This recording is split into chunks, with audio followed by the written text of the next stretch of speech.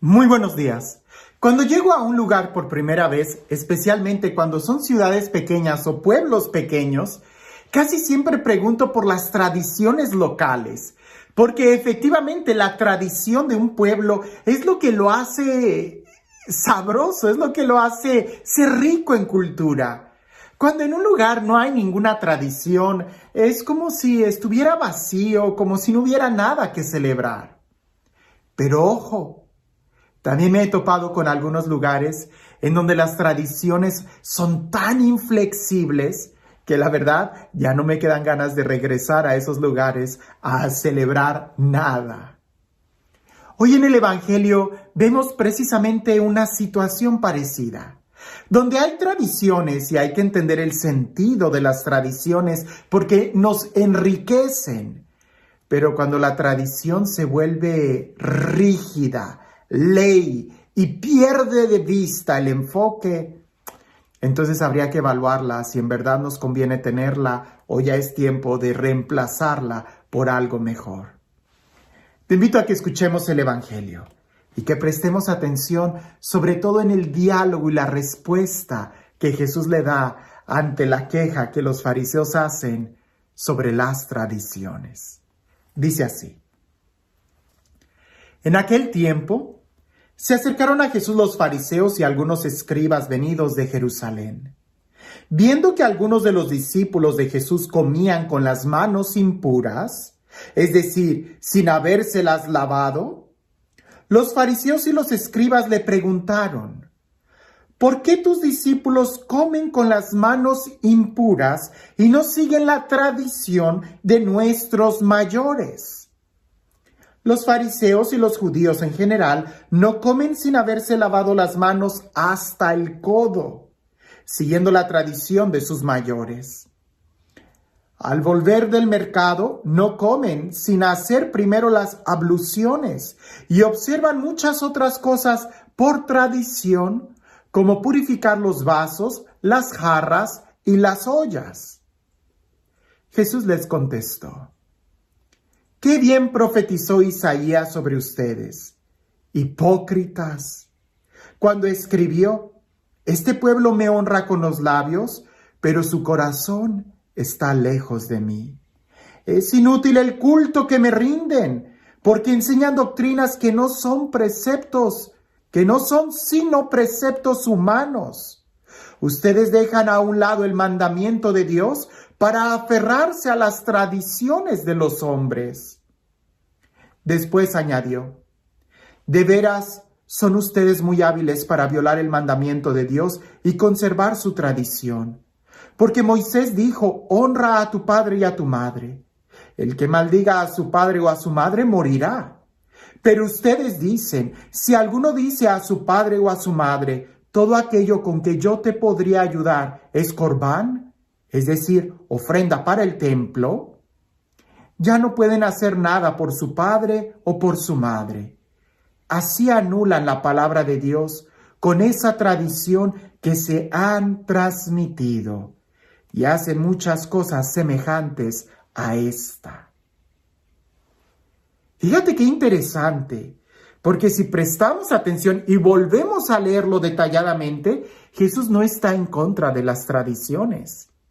Está en contra de que las tradiciones quiten el lugar que le corresponde a la palabra de Dios. Y por supuesto, veamos un poco sobre las tradiciones. Todos nosotros el día de hoy tenemos muchísimas tradiciones. En aquel entonces había también muchas tradiciones, como lavarse las manos, cepillarse los dientes, utilizar ropa limpia, celebrar los cumpleaños. ¿Te das cuenta? Esas tradiciones son buenas. ¿O qué? ¿Acaso va a haber alguien que se atreva a decir que no es bueno limpiarse las manos? ¿Que no es bueno lavarse con cuidado las manos? Y el día de hoy hasta diríamos: y desinféctala. El problema no son las tradiciones. El problema es cuando, por andar teniendo tradiciones, no somos capaces de observar la ley. Y aquí el problema no eran los discípulos, sino los fariseos, quienes por andar observando a los demás no vivían la ley. ¿Cuál ley? La ley del respeto, la ley del amor, la ley de la caridad, la ley de Dios. Porque bien lo dice, misericordia quiero y no sacrificios.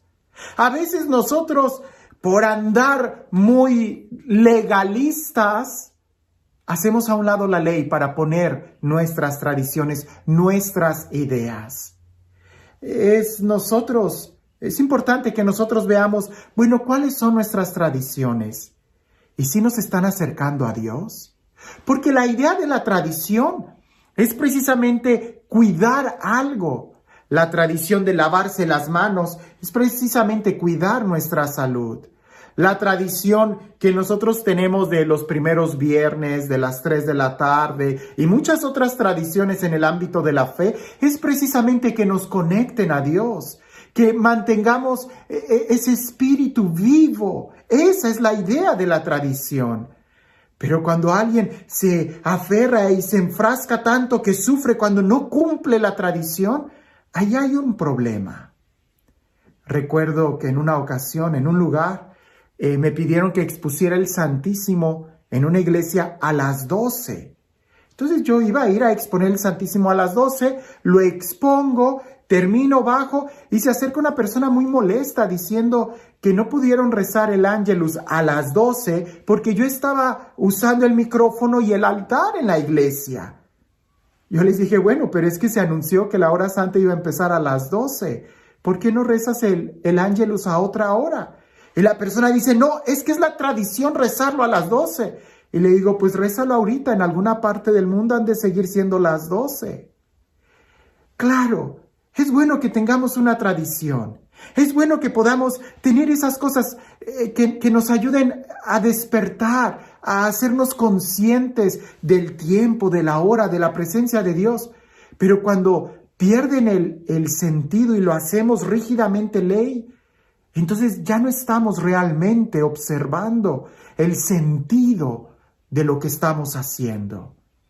Como alguien me decía, tenía un conflicto muy fuerte porque su cumpleaños, el cumpleaños de su esposo era un día y tenía que hacer un viaje y no podía celebrar el cumpleaños de su esposo en ese mero día. Y el marido le decía, no hay problema, lo celebramos otro día. Pero esa persona tenía que hacerlo ese día porque siempre lo habían hecho ese día. Y yo le dije, pero si la idea de celebrar el cumpleaños es celebrar la vida, ¿por qué te vas a aferrar solamente a hacerlo en un día? Si por andar haciéndolo en ese día no lo vas a hacer de la mejor forma, cambia de día y celebra la vida, que sea una celebración y no algo que te oprime y que te encadena y que no lo disfrutas y te sientes como obligado a hacerlo. Hace poco fue mi aniversario sacerdotal y hubo una persona que me invitó a comer y estuvimos celebrando todo, sino que ya después se dio cuenta que no era ese día. Yo pasé por hecho, lo estaban festejando un poquito antes de mi aniversario sacerdotal y yo no hice ningún comentario porque yo supuse que a lo mejor el mero día esas personas no podían festejar mi aniversario conmigo en el mero día de mi aniversario. Pero la fecha es lo de menos, lo importante es la celebración. Y ya después muy apenados me dicen, padre, nos equivocamos, nos adelantamos. Y yo les digo, no se adelantaron a nada, ni tampoco se atrasan a nada cuando se trata de celebrar. El amor es más importante que la tradición. Cuando cualquiera que sea la tradición te distrae de lo más importante, hay que tener cuidado. Y que la tradición es buena, por supuesto que es buena, porque en la mayoría de los casos nos debe de poner en atención a lo que es importante. La tradición de celebrar el cumpleaños nos atrae a la memoria el poder celebrar la vida de alguien y eso es muy bueno mientras estemos celebrando la vida y no que se convierta en una carga el tener que hacerlo en ese preciso día en donde tengo tantas preocupaciones y ocupaciones. La idea es celebrar. Así que revisemos nuestras tradiciones ¿nos están ayudando a acercarnos más a Dios y disfrutar la vida? ¿O nos están deteniendo a no poder disfrutar la vida? Y este Dios, el Dios del amor, el Dios de la vida, el Dios de la libertad, el Dios que nos habla y que se acerca a nosotros, que sea este Dios quien el día de hoy nos bendiga, en el nombre del Padre, del Hijo y del Espíritu Santo. Cuentan por ahí que llegó un hombre a una casa y estaba muy bien vestido aquel hombre. Y toca la puerta y la señora pobre abre la puerta y se sorprende al ver a aquel hombre tan bien elegantemente vestido. Y el hombre le dice a la señora: ¿tendría algo que ofrecerme de comer? Tengo hambre y no he comido. Y la señora se sorprende y le dice: ay, no, joven, yo no tengo nada, yo soy muy pobre. Y aquel hombre abre los ojos y le dice: oh, no se preocupe, si usted quiere, traigo conmigo una piedra. Si usted me proporciona una olla lo suficientemente grande para llenarla de agua, yo le puedo combinar un caldo de piedra que es muy sabroso. La señora, llena de curiosidad, le dijo: por supuesto, pase. Y aquel hombre toma la olla más grande, la llena de agua y con mucho cuidado saca de su bolsa una piedra. Y la señora le dice: ¿puedo verla? Y él le dice: claro, mire, ¿nunca ha visto usted una piedra para hacer un caldo? Y la señora le dice: no. Y el señor sonríe y le dice: este va a ser el mejor caldo de su vida, se lo aseguro. Y lo pone sobre el agua y se le queda viendo. Y la señora dice: ¿y qué tenemos que hacer? Y el hombre dice: esperar a que empiece a hervir el agua. Y la señora dice: bueno, eso va a tomar unos minutos, ahorita vuelvo. Y se sale. Y le dijo a todo el vecindario que había un hombre en su casa que iba a hacer un caldo de piedra. Así que todas las vecinas estaban ahí esperando el momento en que el agua empezara a hervir. Empieza a hervir el agua, el hombre agarra una cuchara, la mete sobre el agua, la saca, le sopla, le da un sorbo y dice: delicioso, delicioso. Y todas las señoras empezaban a alzar el cuello para tratar de oler a qué olía el caldo de piedra. Y el hombre voltea y dice: lo único que le hace falta es unas patatas para que esté sabroso, unas papas. ¿Alguien tendrá unas papas? Y una señora de la esquina dice: yo tengo en mi casa. Y se va corriendo, regresa, el hombre pica las papas, las mete, vuelve a probar y dice: necesita un toque de carne. ¿Alguien tendrá algunos pedazos de carne para hacer un consomé con carne en el caldo de la piedra? Y una señora dice: yo tengo. Y se va. Regresa, el señor la vuelve a probar, dice: necesita unas verduras, necesita cebolla, necesita ajo, necesita comino, pimienta, algo. Y al final le dice: un poco de sal. Y la señora le ofrece sal, lo menea todo, aquel hombre lo prueba y dice: exquisito. Traigan platos, hay caldo de piedra para todos. Todos trajeron platos. Aquel hombre empezó a repartir el caldo. Aquellos estuvieron probándolo, saboreándolo, riendo, disfrutando. Tenían una fiesta. Aquello era hermoso, delicioso, una experiencia inolvidable. Aquel hombre agarra la piedra, se dispone a ir y la señora le dice: oiga, discúlpeme, ¿me podría decir en dónde puedo conseguir una piedra para yo también hacer caldo? Aquel hombre sonríe y le dice: si usted quiere, le puedo dar la piedra con una condición.